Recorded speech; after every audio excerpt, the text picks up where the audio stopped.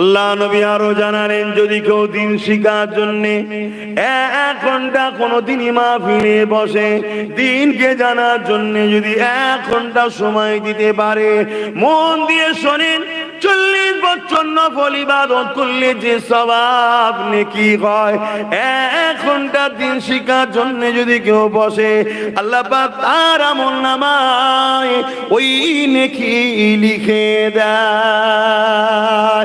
অর্থাৎ কেউ যদি আজকে এই দিনই মাহফিলে দিন শিখার জন্য এসে বসে, এই মাহফিলে দিনকে জানার জন্য শিখার জন্য বসে, 40 বছর নফল ইবাদত করলে যে নেকি হবে, আল্লাহ পাক তার আমলনামায় ওই নেকিটা আজকে লিখে দেবে।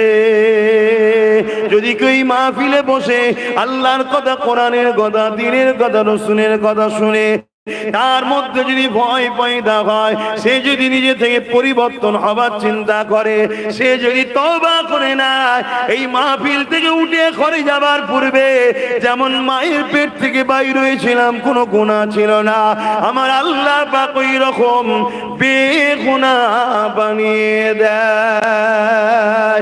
আরো জোরে বলুন সুবহান।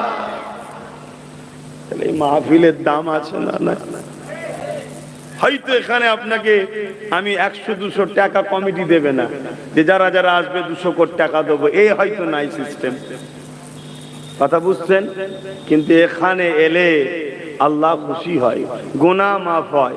দিন শিকার জন্য বসলে 1 ঘন্টা বসলে 40 বছর নফল ইবাদত, 2 ঘন্টা বসলে 80 বছরের নফল ইবাদতের নেকি আল্লাহ আমলে দেয়। জোরে বলুন সুবহানাল্লাহ।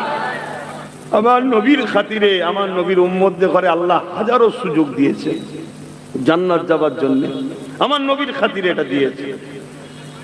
কিন্তু মনে রাখবেন, যেখানে সেখানে আবার গিয়ে বসে গেলে হবে না, খারাপ নেবেন না, যেখানে সেখানে গিয়ে বসে গেলে হবে না, দেখতে হবে রাসূলের পক্ষে, আল্লাহর পক্ষে, দ্বীনের পক্ষে কিনা। কেন আজ পৃথিবী জুড়ে সব থেকে ভয়ানক যে ব্যবস্থা চলছে, ওই ব্যবস্থা হলো আমাদেরকে দুর্বল করো। শুনছেন আপনারা? দুর্বল দুনিয়া দেখছে। যুব সমাজ মন দিয়ে শোনো, 215 কিলোমিটার আমার বাড়ি এখান থেকে দূরে, ভালোবাসা নিয়ে এসেছো, এতটুকু মেসেজ লিখে দাও দিলের মধ্যে। পুরো পৃথিবী জুড়ে যারা মানুষের খোদা হবার স্বপ্ন দেখছে, একদল মানুষ এই পৃথিবীতে আছে, অর্থের গরমে হোক, রাজ পাওয়ারের ক্ষমতাই হোক, তারা মানুষের প্রভু হতে চাইছে। যেমন ফেরাউন হতে চেয়েছিল, নমরুদ হতে চেয়েছিল, এমন করে আবু জেহেল, উতবা, সাইবা হতে চেয়েছিল। আজকের দিনেও কিছু মানুষ আছে বিশ্ব জুড়ে যারা মানুষের প্রভু হওয়ার স্বপ্ন দেখছে, কিন্তু তারা সর্বশ্রেণীর লোককে অর্থ দিয়ে কিনে রেখেছে। তাদের ব্রেন তারা লিখছে কি করে আমি কামিয়াবি হব। যেমন ফেরাউন দামি দামি পণ্ডিতদের ঘরে কিনেছিল, তওরাত পড়া পণ্ডিতকেও কিনেছিল, বড় বড় ব্রেনিয়ানদের ঘরে কিনেছিল, কিনে নিয়ে তাদেরকে বলছিল যে আমি খোদা হতে চাই, কি করতে হবে? তারা পরামর্শ দিয়েছিল, খোদা হতে গেলে প্রথম শিক্ষাকে শেষ করে দিতে হবে। কি করতে হবে? শিক্ষা। কোন শিক্ষা? যে শিক্ষায় এক আল্লাহকে চিনায়। জোরে বলুন সুবহানাল্লাহ। অর্থাৎ তাওরাতের শিক্ষা বন্ধ করে দিতে হবে, তবে মানুষ অন্ধে হবে, মূর্খ হবে, অশিক্ষিত হবে। তাদের কাছে আপনি আপনার খোদাইত্বের মেসেজ পাঠাবেন, লোক পটপট করে আপনাকে মেনে নেবে। ফেরাউন এই কাজে একটু হলেও সাকসেসফুল দুনিয়াবি দিকে হয়েছিল না হয়নি? কথা বলছে না তো? হয়েছিল। কোটি কোটি লোককে তার উপাসনা করিয়েছে। এরকম আজকেও ফেরাউন আছে না নাই? তারা দুনিয়া জুড়ে কোরআনকে মিটাতে চাইছে, চাইছে না? চাই না? মাদ্রাসাকে মিটাতে চাইছে, চাইছে না? চাইছে না? আজ তো আপনাদের মাদ্রাসার উন্নয়ন উপলক্ষ করে জলসা। মসজিদকে মিটাতে চাইছে, চাইছে না? চাই না? আপনারা নিশ্চয়ই জানেন, আমার দেশের উত্তরপ্রদেশে 25,000 মাদ্রাসাকে ব্যান করা হয়েছে। কেন করা হলো? কি সমস্যা? মাদ্রাসায় কি শিক্ষা দেওয়া হয় বলবেন তো? মাদ্রাসায় প্রকৃত দেশপ্রেমের শিক্ষা দেওয়া হয়, জোরে বলুন সুবহানাল্লাহ। মাদ্রাসায় প্রকৃত মানুষ তৈরি করা হয়, জোরে বলুন সুবহানাল্লাহ। কিন্তু বুঝাবে কে? মাদ্রাসা তো অন্যায়ের বিরুদ্ধে শিখায়, মাদ্রাসা তো ন্যায়ের পক্ষে থাকা শিখায়, মাদ্রাসা তো গরিবের সাথ দেওয়া শেখায়, মাদ্রাসা তো দেশকে ভালোবাসা শিখায়, মাদ্রাসা তো দেশের বিরুদ্ধে ব্রিটিশ যখন ছিল তাদের বিরুদ্ধে লড়াই করা শিখায়, মাদ্রাসা তো গরিবদের হককে আদায় করা শিক্ষা দেয়, মাদ্রাসা তো চুরি করা বন্ধ করা শিক্ষা দেয়, মাদ্রাসা তো নারীর অধিকারের শিক্ষা দেয়। মাদ্রাসা যদি থাকে তাহলে আজকে আমি যে নারীর অধিকার হরণ করছি, দেশকে যে লুটছি, দেশের মানুষকে যে জুলুম করছি, তাহলে আমি ধরা পড়বো না? আরে কথা বলছে না তো। তাহলে মাদ্রাসা থাকলে জালিমদের সুবিধা না অসুবিধা? হ্যাঁ, জালিমদের সুবিধা না অসুবিধা? তাই তারা বন্ধ করছে। ফেরাউনও চেয়েছিল বন্ধ করে দাও, বন্ধ করেছিল না করেনি? করেছিল, কিন্তু বেশি দিন টিকতে পারেনি। কেন? নবী মুসা মাধ্যমে আল্লাহ তার জবানা জব্দ করে দিয়েছে, জোরে বলুন সুবহানাল্লাহ। কিন্তু মুসলমান আজকে ওই ষড়যন্ত্র হতে লেগেছে। তাই আজ দুটোন করে আর একটা ষড়যন্ত্র শুরু হয়েছে। সেদিন শিক্ষাকে বন্ধ করে দিয়েছিল, বন্ধ করে দিয়ে কিন্তু মিটাতে চেয়েছিল, কিন্তু আজকে নতুন একটা ষড়যন্ত্র শুরু হয়েছে। ওই ষড়যন্ত্র হলো এটা, শুধু মাদ্রাসাকে বন্ধ করলে হবে না, মসজিদকে মিটিয়ে দিলে হবে না, নতুন করে মাদ্রাসা করতেও হবে, মসজিদ করতেও হবে। কিন্তু ওই মাদ্রাসাতে আমার নবীর দ্বীনের সামনে পিছনে নকল ইসলামের শিক্ষা দেওয়া হবে। ওই মসজিদে আমার নবীর দ্বীনের সামনে রাখবে, কিন্তু পিছনে নকল ইসলামকে শেখানো হবে। এই ষড়যন্ত্র দুনিয়া জমিনে চলতে লেগেছে। তাই আমি আপনি কি করে এই জায়গাতে বাঁচবো? এই জায়গায় বাঁচার কি উপায় রয়েছে? এখন মনে হতে পারে এটা কেন তারা করতে লেগেছে। এই করার পিছনে একটাই কারণ হলো, যারা মানুষকে জুলুম করতে চায়, যারা গরিবকে জুলুম করতে চায়, যারা বিধবার উপরে অত্যাচার করতে চায়, যারা নারীকে দেহ শোষণ করতে চায়, যারা দেশকে লুটতে চায়, সমাজের মানুষকে শেষ করতে চায়, বিশেষ করে গরিবকে কৃতদাসী বানাতে চায়। এ যুবকেরা, বাপেরা, তরুণেরা শুনে রেখে দাও, তারা যুগ যুগ ধরে ইতিহাস পড়ে দেখে নিয়েছে, মুসলমানদের সংখ্যা লাগে না, মুসলমানদের অস্ত্র লাগে না, মুসলমানদের কোনো পারমাণবিক বোমা লাগে না, মুসলমানদের শুধুমাত্র সংখ্যা যতই কমক না কেন, এমন করে তার হাত যদি খালিও থাকে, তথাপিও মুসলমানকে কখনো হারানো যায় না। ইতিহাস তার গাওয়া দিচ্ছে, যুগে যুগে যুগে যুগে সংখ্যা কম হওয়ার বড়, দুর্বল হওয়ার বড়, এমন করে মুসলমান যুগে যুগে বিজয় লাভ করেছে। আরো জোরে বলুন সুবহান। কিসের জোরে বিজয় লাভ করেছে? তারা রিসার্চ করছে, তারা বদরের ইতিহাস খুলেছে। বদর জানেন তো নাকি? এখন এটা হাদিস, এই হাদিসগুলো আর মাদ্রাসায় পড়ানো হয়নি, জানেন? হাই দেখেন, বলবেন না? এই হাদিসগুলো মাদ্রাসায় পড়ানো বন্ধ হয়ে গেছে। কেন? কারণ এই হাদিসে মুসলমানদের ইমানের অক্সিজেন আছে। শুনছেন তো নাকি? আরে আপনারা ভয় খেয়েছেন নাকি?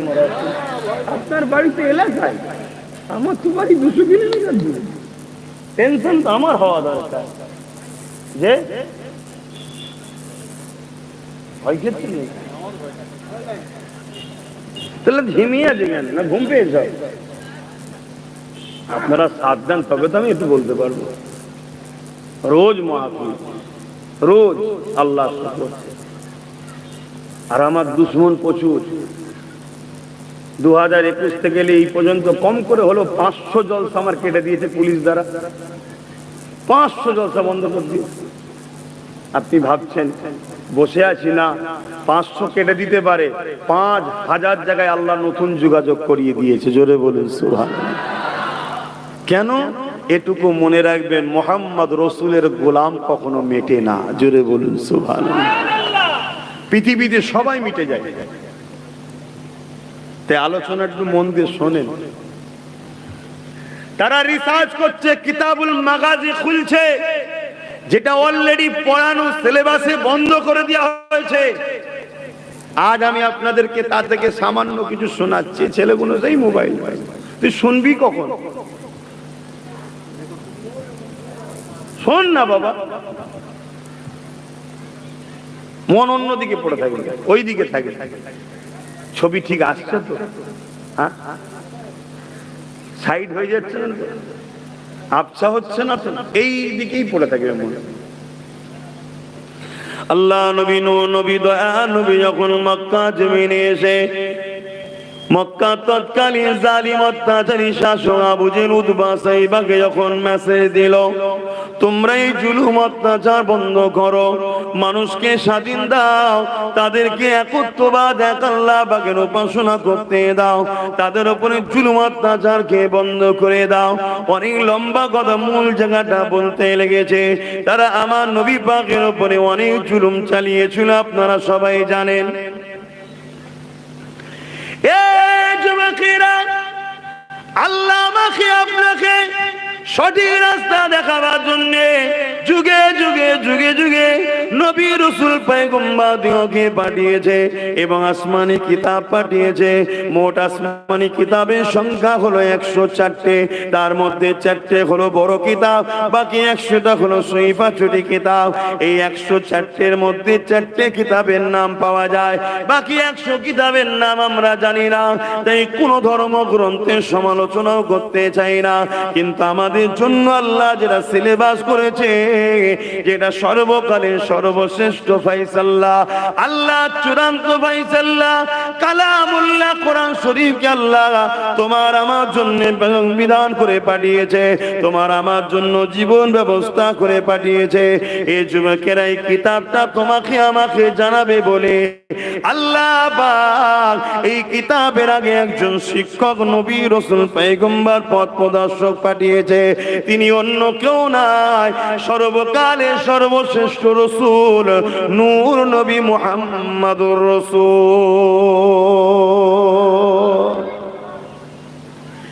এই যুবকেরা, আল্লাহ নবী যখন মানুষকে দাওয়াত দিতে লাগলো, এ দুনিয়ার মানুষেরা লা ইলাহা ইল্লাল্লাহ আনা মুহাম্মাদুর রাসূলুল্লাহ, লা ইলাহা ইল্লাল্লাহ আনা মুহাম্মাদুর রাসূলুল্লাহ দাওয়াত দিতে লাগলো। মনে রাখবেন, আমার নবী পাকের দিকে মানুষ আগাতে লেগেছে, আমার নবী পাকের কথা শুনতে লেগেছে। কিন্তু আবু জেহেল উতবা সাইবা দেখলো মুহাম্মদ যা বলছে সত্য বলছে, ঠিক বলছে, কিন্তু মুহাম্মদ রাসূলের থেকে মানুষ যদি সরানো না যায়, আমাদের শয়তানি সাম্রাজ্য, আমরা যে মানুষের প্রভু হয়ে বসে আছে, মানুষকে যে শোষণ করতে লেগেছে, গরিব গুলোকে দাসী বানিয়ে দিয়েছে, মানুষের পেটিগুলোকে ঘরের রাখনানি চাকরানি বানিয়ে রেখেছে, এখনো সব বন্ধ হয়ে যাবে। তাই তারা আমার রাসূলুল্লাহ বিরোধী করেছিল। এই বিরোধী করতে করতে এত চরম বিরোধী করলো, আল্লাহ নবী যখন সিজদাতে যেত নামাজের জন্য, এক আল্লাহকে মাথা নত করত, সিজদা করত, ওই জালিম গুলো আমার নবী পাকের পিঠে পচা দুম্বার ভুঁড়ি চাপিয়ে দিত। একদিকে দুর্গন্ধ আর একদিকে ভারী। এ যুবক, তোমার আমার নবীর কথা বলছি, যে নবী সারা জীবন তোমার আমার জন্য কেঁদেছে, আজও রোজা মুবারকে তোমার আমার জন্য কাঁদতেছে। আল্লাহ নবীকে হায়াতুন নবী মানেন তো নাকি? একটু হাত তুলে দেখান না, বা মানেন তো নাকি? হ্যাঁ, মাথায় রাখবে, এই একটা দুনিয়াদার আলেমদের প্ল্যান। নবীকে মরা বানাই যারা, এরা হলো দুনিয়াদার আলেম, এরা নবীর ওয়ারিস নয়, এরা হলো দুনিয়ার আজকের আবু জেহেল উতবা সাইবার ওয়ারিস। কেন? নবীকে মরা জানলে আমাদের ঈমান চলে যাবে। এ যুবকেরা, আল্লাহ নবী নবী দয়াল নবী তোমাকে আমাকে বাঁচাবার জন্য এক আল্লাহর রাস্তা, নাজাতের রাস্তা, কল্যাণের রাস্তা, সিরাতুল মুস্তাকিমের রাস্তা দেখাবার জন্য আল্লাহ নবী বড় কষ্ট করতে লাগলো। নবী পাক সিজদায় যখন যেত ওই শয়তান জালিম আবু জেহেল উতবা সাইবা তার লোক বলেরা আমার নবী পাকের পিঠে পচা দুম্বার ভুঁড়িগুলোকে চাপিয়ে দিত। আল্লাহ নবী নিঃশ্বাস নিতে পারত না, এমন করে দুর্গন্ধ, বড় কষ্ট হতো, দম নিতে বড় কষ্ট হতো। এই অবস্থায় নবী পাকের কলিজার টুকরি খাতুনে জান্নাত তখন ছোট ছিলেন, তিনি এমন করে এসে আব্বার পিঠ থেকে এই পচা দুম্বার ভুঁড়িগুলোকে নাপিয়ে দিতেন। এমন করে দেখতে দেখতে এক তারিখ আমার নবী পাক সিজদায় পড়ে আছে, শালীন শয়তানগুলো এত দুম্বার ভুঁড়ি আমার নবীর পিঠে চাপিয়েছে, আমার নবী পাক পুরো ঢাকা পড়ে গেছে, সিজদায় পড়ে রয়েছে, দম নিতে পারছে না। এদিকে খাতুনে জান্নাত আব্বাকে খুঁজতে লেগেছে, খুঁজতে খুঁজতে কোনো জায়গায় পাচ্ছে না। বুঝতে পেরেছেন ওই দুম্বার ভুঁড়ির মধ্যে নিশ্চয়ই আছে, কেননা পিরাই জালিমরা এইভাবে আমার আব্বা সিজদায় পড়লে দুয়ার উপরে দিয়ে দেয়। এই খাতুনে জান্নাত তখন শিশু ছিলেন, ছোট ছিলেন, বড় কষ্ট করে সেই দুম্বার ভুঁড়িগুলোকে নাবিয়ে নাবিয়ে নাবিয়ে নাবিয়ে সরিয়ে যখন দেয়, ওর পেটর থেকে দোনোজারে সুলতান রহমাতুল লিল আলামিন মাথা তোলে। তরুণেরা ভেবে দেখো কত কষ্ট করে আল্লাহ নবী তোমার আমার কাছে তিনটা দিয়ে গেছে, তোমার আমার কাছে কোরআন দিয়ে গেছে। ওই কোরআনের প্র্যাকটিক্যাল হলো রাসূলুল্লাহ সুন্নাত। কোরআন বুঝতে গেলে নবী বুঝতে লাগবে, কোরআন বুঝতে গেলে নবী বুঝতে লাগবে। নবী ছাড়া কোরআন যারাই বুঝতে গেছে তারা খারিজি হয়ে চির জাহান্নামী হয়ে গেছে। কোরআন বুঝতে গেলে নবী বুঝতে লাগবে। নবীর জীবনীটাই হলো কোরআন শরীফ, কেননা আমার নবী পাক যা কিছু করেছে আল্লাহর হুকুমে করেছে। কোরআন হলো কালামুল্লাহ, আল্লাহ পাকের কথা। এই কোরআনের প্র্যাকটিক্যাল, কোরআনের বাস্তবটা হলো মুহাম্মদুর রাসূলুল্লাহ। এই তো আম্মা জান আয়েশা সিদ্দিকা বলে কানা খুলুকুল্লাহুল কোরআন। আমার নবীকে যদি কেউ দেখতে চাও, জানতে চাও, বুঝতে চাও, তাহলে কোরআন দেখো, কেন আমার নবীর লাইফ স্টাইলটাই হলো কোরআন। আরো জোরে বলুন সুবহান। নবীর জীবনী যত পড়বেন কোরআন তত বুঝবেন, কারণ নবী যা কিছু করেছে এটা কোরআনের বাস্তব প্র্যাকটিক্যাল। কথা বুঝে আসছে? কোরআন তো আমরা পেয়েছি কাগজে কালিতে, কথা বুঝে আসছে? কোরআন নবীর উপরে ওহী নাজিল হয়েছে, সাহাবাদেরকে বলেছে রাসূল, সাহাবা হুজুররা শুনে সেটা তখনকার সিস্টেমে যে ছিল, পাথরে হোক চামড়ার উপরে হোক, সাহাবা হুজুররা সেগুলোকে লিখেছে। কিন্তু সেটা একটা আয়াত, একটা অক্ষর, একটা তেলাওয়াত। কিন্তু আমার রাসূল পাক সাল্লাল্লাহু আলাইহি ওয়াসাল্লাম হলেন কোরআনের বাস্তব। আল্লাহ কোরআনে বলেন আকিমুস সালাত, নামাজ কায়েম করো। নামাজটা কি বলবেন তো? মাথাটাকে জমিনের দিকে পা দুটোকে উপর করে দিলে নামাজ কায়েম হবে? কেমন ভাবে হবে সাহাবারা জানে? আল্লাহ তাআলা বলেন, শুধু বলেছে আকিমুস সালাত, তোমরা রুকু দাও, সিজদা দাও। রুকুটা কি? রুকু কি? জমিনে ধরে গড়াগড়ি খাওয়ার নাম রুকু? সিজদা কি? ওর বস করার নাম সিজদা? তে তো খুলে তো আল্লাহ বলেন, আল্লাহ বলেছে তোমরা আমার নামাজ কায়েম করো, রুকু দাও, সিজদা দাও। সাহাবারা চিন্তায় পড়ে, হুজুর কি হবে? আল্লাহ নবী বললেন, কেন পেরেশান হচ্ছ? আসো, আমি নবী যা করছি দেখে দেখে করো, ওটাই তোমাদের নামাজ হবে। জোরে বলুন সুবহানাল্লাহ। তাহলে নামাজের বাস্তব হলো মুহাম্মদ রাসূল। জোরে বলুন সুবহানাল্লাহ। অর্থাৎ মুহাম্মদ রাসূল নামাজকে প্র্যাকটিক্যাল আমাদেরকে দেখাচ্ছে। সেই নবী ছেড়ে দিয়ে যারা কোরআন ধরতে গেছে তারা খারিজি হয়ে চির জাহান্নামী হয়ে গেছে। অতএব নবী ধরতে লাগবে, তবে কোরআন পাবে। নবী ধরলে আল্লাহ পাবে। নবী ছাড়া কোরআনও নেই, হাদিসও নেই, দ্বীনও নেই, আল্লাহও নেই। কেন? নবীকে যে ছেড়েছে সে আল্লাহর প্রকৃত সম্মান মর্যাদাও বুঝতে পারবে না। প্রকৃত রাসূলুল্লাহ তো আমার আল্লাহর যে শান মর্যাদা, আল্লাহর জন্য কিভাবে কথা বলতে হবে, আল্লাহর পবিত্রতা কিভাবে রাখতে হবে, আল্লাহর আদব কিভাবে করতে হবে, আল্লাহর শানে কোন কথাটা বলা যাবে, কোন কথা বলা যাবে না, এটাই তো আমার রাসূল শিখিয়েছে। জোরে বলুন সুবহানাল্লাহ। আরো জোরে বলুন না সুবহানাল্লাহ। বাপে আমার নবী অনেক কষ্ট করছেন তোমাকে আমাকে এই দিন পৌঁছাবে বলে। জালিমরা কিন্তু হুজুরের পিছনে লেগে গেল। আল্লাহ নবী নবী ওখান থেকে অনেক বড় কথা হিজরত করে আসরে মদিনা শরীফের জমিনে চলে গেল। আমি একটা জিনিস ফিরে আসতে চাইছি বুঝাবার জন্য এদিকে যাচ্ছি। কেন বিশ্বজুড়ে আমাকে তোমাকে মেরে দিতে চাইছে? কেন বিশ্বজুড়ে তোমার আমার কাছ থেকে দ্বীন ইসলামকে সরাতে চাইছে? এর উদ্দেশ্যটা কি রয়েছে এটাই বুঝাবার জন্য এদিকে যাচ্ছি। যুবকেরা, তরুণেরা, আল্লাহ নবী আসে মদিনার জমিনে চলে গেলেন। নবী আমার মদিনার জমিনে গিয়ে দ্বীনের দাওয়াত দিতে লাগলেন। নবী আমার মদিনার জমিনের মানুষকে একত্ববাদ আল্লাহ চিনাতে লাগলেন। মদিনার মানুষকে দ্বীন চিনাতে লাগলেন। দলে দলে দলে দলে বিশ্ব থেকে মানুষ মদিনার জমিনে আসতে লেগেছে। একটা দুটো তিনটে করে মানুষ ইমানের কালেমা পড়তে লেগেছে। মদিনার জমিনে নবী সাহাবা হুজুর দিগকে নিয়ে বড় খুশি আনন্দের মধ্যে রয়েছে। সাহাবা হুজুররা বড় নিরাপদে রয়েছে। মক্কায় যে জুলুমটা হতো এটা একটু কমে গেছে।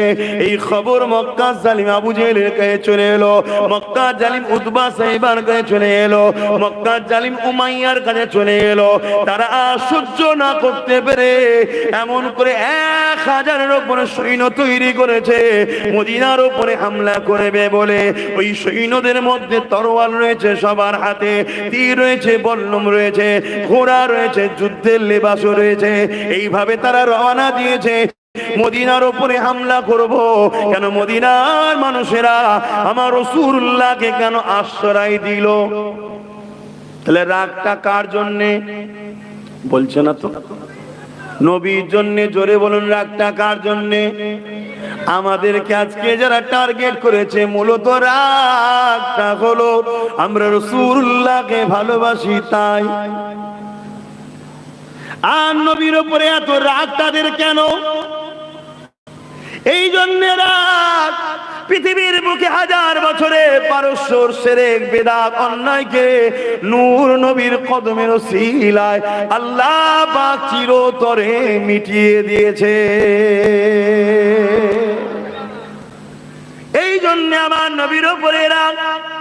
কিসরা, কাইসার, রোম শুরু করে পৃথিবীর বুকে যারা 1000 বছর ধরে মানুষের খোদা সেজে বসেছিল, মানুষগুলোকে গোলাম বানিয়ে রেখেছিল, গরিবের রক্তগুলোকে শোষণ করছিল, নারীগুলোকে ভোগের পাত্রী বানিয়ে দিয়েছিল, আমার নূর নবী এসে পৃথিবীর প্রত্যেকটা গরিবের গলা থেকে দাসত্ব শিকলকে খুলে দিয়েছে।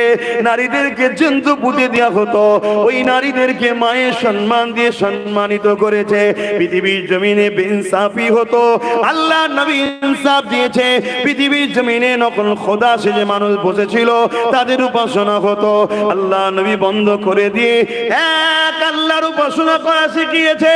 এই জন্য পৃথিবীর জমিনে প্রত্যেকটা অত্যাচারকারী, প্রত্যেকটা মানবরূপী শয়তান এবং নারীদেরকে যারা ভোগ করা পছন্দ করে, যারা আমার নবীকে তারা দুশমনী করে, যারা মা বাপের উপরে জুলুম করা পছন্দ করে, তারাই তো আমার নবীর দুশমনী করে। যারা সমাজের গরিবকে নিজেদের দাস দাসী বানাতে চায়, তারাই তো আমার নবীর দুশমনী করে।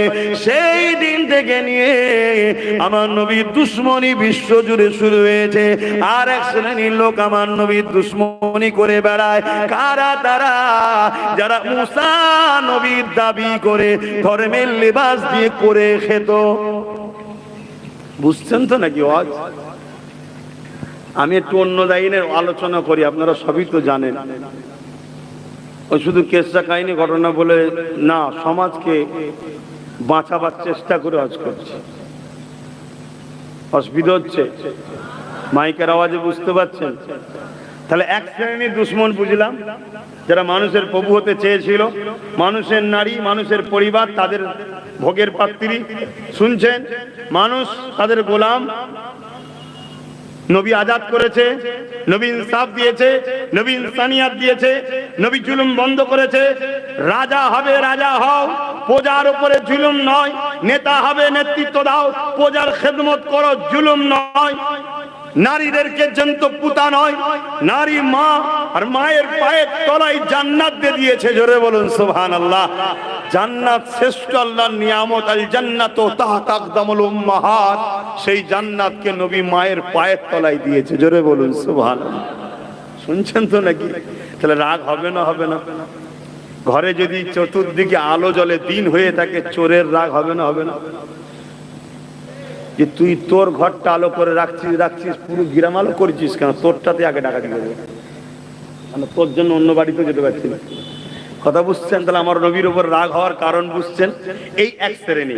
আর এক শ্রেণীর লোকের আমার নবীর উপর রাগ, যারা মুসা নবীর দাবিদার কিন্তু তাওরাত কিতাবের মধ্যে বিকৃত করে ধর্ম ব্যবসা শুরু করেছিল।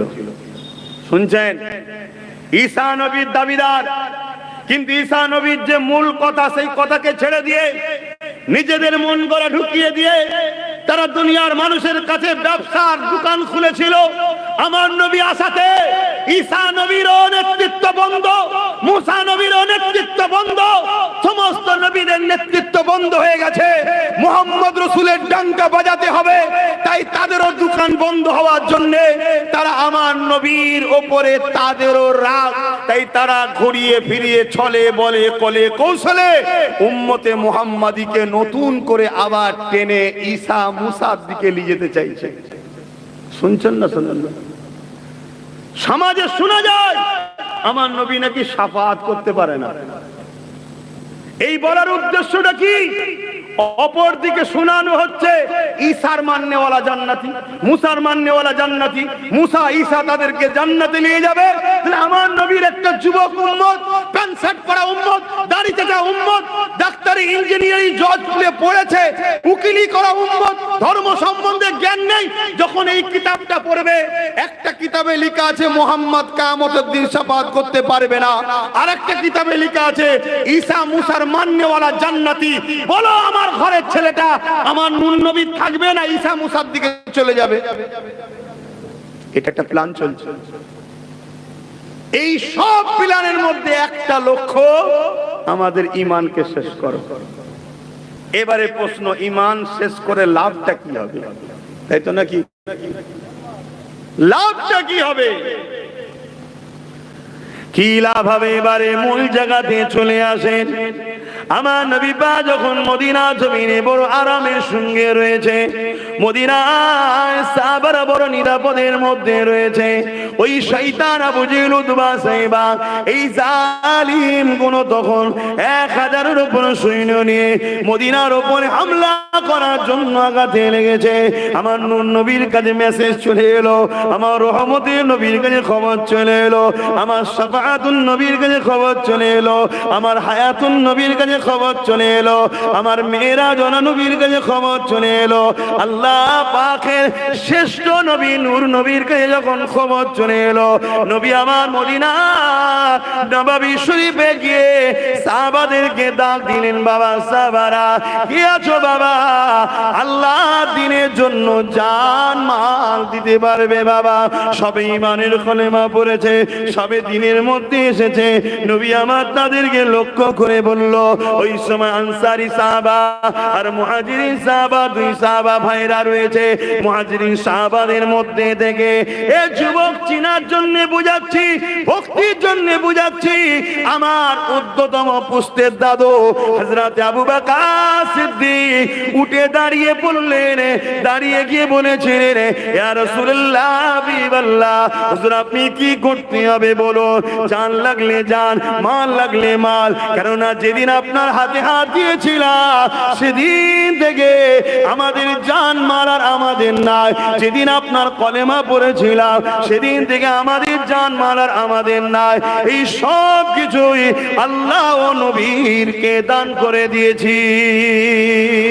এ যুবকেরা, তরুণীরা, বাপেরা, হযরত আবু বকর সিদ্দিক মুহাজিরিনদের তরফ থেকে বলে দিলে, আনসারীদের তরফ থেকে হযরত সাদ ইবনে মুআয রাদিয়াল্লাহু তাআলা তিনি উঠে দাঁড়িয়ে বললেন, তিনিও বলতে লাগলেন, ইয়া রাসূলুল্লাহ হাবিবাল্লাহ, হুজুর আপনি চিন্তা করবেন না, আপনি একবার ঘোষণা দেন কি করতে করতে হবে, জান মান সবই তো আপনার কদমে দিয়ে দিয়েছি। আল্লাহ নবী বড় খুশি হয়ে গেল। নবী আমার তাদেরকে শোনাতে লাগলো, মক্কার আবু জেহেল, উতবা, সাইবা, আবু সুফিয়ান, এমন করে নানান জালিম যারা রয়েছে মদিনার উপরে হামলা করতে আসছে বাবা। কেননা তোমাদের ঘরে নিয়ে আমি দ্বীনের মেসেজ ছড়াচ্ছি, তোমরা ইনসাফের মধ্যে চলে এসেছো, ইনসানিয়াতের দিনে এসেছো, এই তাদের বড় হিংসা রাগ হতে লেগেছে। তবে বাবা দেরি করো না, চলো বাবা মদিনার জমিনে তাদেরকে প্রবেশ করতে দিলে হবে না। কেননা মদিনার জমিনে যদি প্রবেশ করে জালিমরা যখন জুলুম করবে, তাদের জুলুমে বাচ্চারাও মারা যাবে, তাদের জুলুমে নারীরাও অত্যাচারিত হবে, তাদের জুলুমে মদিনার বড় ক্ষতি হয়ে যাবে। তাই আগিয়ে চলো বাবা, তাদেরকে রাস্তাতে আমরা রুখে দিবার জন্য আগিয়ে যাব। আরো জোরে বলুন সুবহান।